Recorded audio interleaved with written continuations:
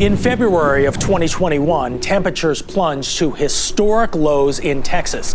Extreme cold sent millions rushing to heat their homes. But the demand was too high for the energy grid.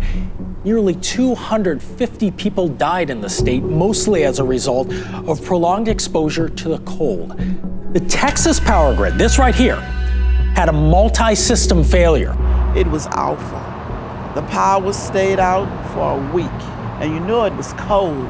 And to be in a cold, old house, that's awful. The old house Deborah Brow lives in is in the historically black Houston suburb of Independence Heights. My great-grandfather came here in 1924. Many of these homes have the same old bones and rickety pipes they started with 100 years ago. Today's community leaders, like Tanya DeBose, are fighting for some bare minimum safety upgrades. Not many people have had like a major overhaul of replacing pipes and electricity in their homes. So in most of your low-income communities of color are usually the ones that are really very vulnerable. Some Independence Heights homes were flooded out by the relentless rains of Hurricane Harvey back in 2017. And then again in 2021, when Texas power plants froze, people lost power and their icy pipes burst. The freeze, February freeze, I don't know if everybody is as interested in this power grid thing. But after what we've gone through, they should be. To understand why Deborah Brow's house flooded on a freezing day, you need to understand how a home is powered in the United States. A power plant uses anything from a flowing river to a nuclear reaction to create high voltage electricity. That power flies long distances over a grid in a fraction of a second towards your neighborhood, where the voltage is lowered enough to safely enter your house and turn on the heat. It's that last part of the trip where 92% of power failures happen. You see, if one power plant goes down, you can always get power from another part of the country. But here in Texas, that's not an option. When power plants freeze here, almost everyone's heat goes out, because decades ago, Texas chose to stay on their own electricity island. Officials wanted to avoid federal regulation and so set up a grid entirely within the boundaries of the state of Texas in order to avoid triggering kind of federal oversight. After all, this is Texas. Some utilities don't want the federal government telling them how much to charge or spend, things that could potentially impact their revenue. And because the Texas energy industry is so big, they've been able to do this for decades. Texas, notoriously independent and wanting to do it our own way. And, that's had some advantages, but also it has came back to bite us, when we really could have benefited from connecting our grid to the rest of the country. Luke Metzger is one of the leading voices trying to reconnect Texas to the eastern and western grids that serve the rest of the country. So while cold states like Minnesota and hot states like Arizona have federal regulations that force them to prepare the power plants for extreme weather, Texas doesn't have those rules. We talked to one of your representatives in Congress, Dan Crenshaw. I just wanted to show you this interview and get your reaction to what he said here. Is there any idea of integrating your grid into a more national grid so you don't have the problem like you had last winter?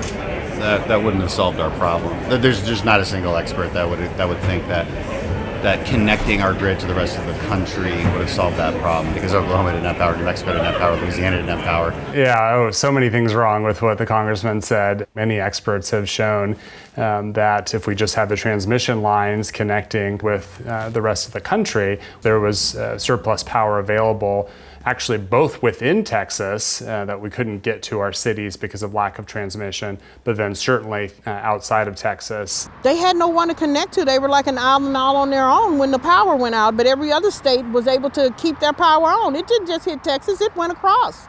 But Texas was the one that was froze. While the pipes were bursting here in Houston, it's a disaster. Luke Metzger, his wife, and 3 little kids were freezing inside their newer Austin home for 3 long days. Covered our windows with every blanket we could find, and then at night, we just all 5 of us, crawled into to bed together, huddling together.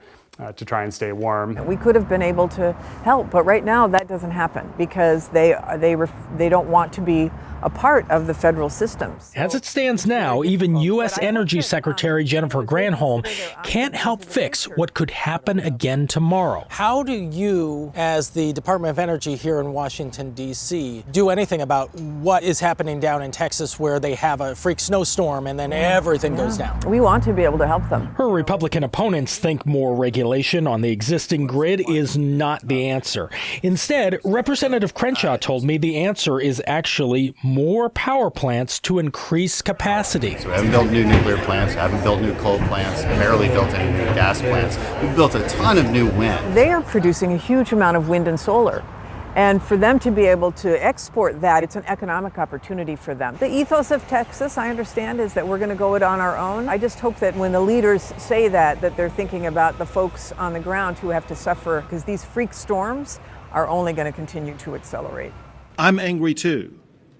At a time when essential services were needed the most, the system broke. Last summer, Texas Governor Greg Abbott signed 2 laws that would force the Electric Reliability Council of Texas, known as ERCOT, to winterize. Although ERCOT projects that if we have a repeat of what happened in February, we're definitely going to have blackouts again. So here we go again? So here we go again. I would like to see something done about that. Even now, some people in Independence Heights are living in trailers or in homes with pipes that are literally stitched together with duct tape. We are just a microcosm of many other communities across the state still now dealing with damages that happened because of Winter Storm Uri. All Texas homes are not equal. Newer homes with better pipes are already prepared to survive the next freeze out.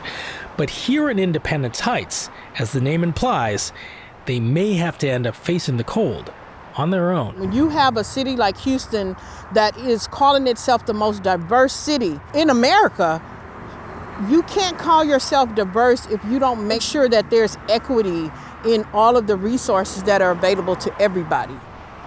And you know what? We've just heard from ERCOT Media Relations. They say in this statement, in part, already ERCOT has started examining what happened before, during, and immediately after the storm. We were confident in the grid's strength and reliability before the recent winter storm. They're talking about Landon that just happened. And after the grid's performance, our confidence in the grid has only grown stronger. Now, make sure that you follow us here on Pattern. Share this story. It helps bolster this conversation that's really important, not just for Texas, but for the entire grid in the United States, which is aging and changing. I'm Dave Malkoff.